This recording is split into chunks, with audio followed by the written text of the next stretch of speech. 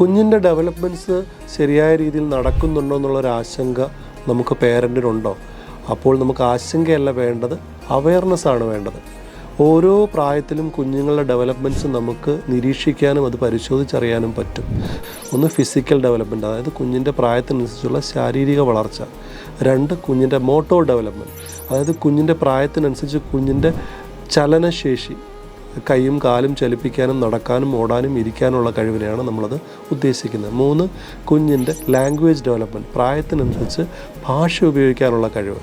നാല്, social development, അതായത് സാമൂഹികമായിട്ട് ഇടപെടാനും ആളുകളുമായിട്ട് ഇൻട്രാക്ട് ചെയ്യാനുള്ള കഴിവ്. അഞ്ചാമത്, കുഞ്ഞിൻ്റെ പ്ലേ ഡെവലപ്മെൻറ്റ്, പ്രായത്തിനനുസരിച്ച് കളിക്കാനുള്ള കഴിവുണ്ടോ എന്ന് പരിശോധിച്ചറിയുന്നു. ആറാമത് വരുന്നത് കുഞ്ഞിൻ്റെ കോഗ്നിറ്റീവ് ഡെവലപ്മെൻറ്റ്, അതായത് ബുദ്ധിവികാസം. കുഞ്ഞിന് പ്രായത്തിനനുസരിച്ചുള്ള കാര്യങ്ങൾ പഠിക്കാനും മനസ്സിലാക്കാനുള്ള ബുദ്ധിവികാസം നടന്നിട്ടുണ്ടോ എന്ന് പരിശോധിച്ചറിയുന്നു. എട്ടാമത് വരുന്നത് കുഞ്ഞിൻ്റെ സെൻസറി ഡെവലപ്മെൻറ്റ്, പ്രായത്തിനനുസരിച്ച് കാഴ്ച, കേൾവി, മണം, രുചി എന്നീ ഈ ഇന്ദ്രിയങ്ങൾ ഉപയോഗിച്ച് കുഞ്ഞ് കാര്യങ്ങൾ മനസ്സിലാക്കാനും അത് ശരിയായിട്ട് പ്രോസസ്സ് ചെയ്യാനുള്ള കഴിവുണ്ടോ.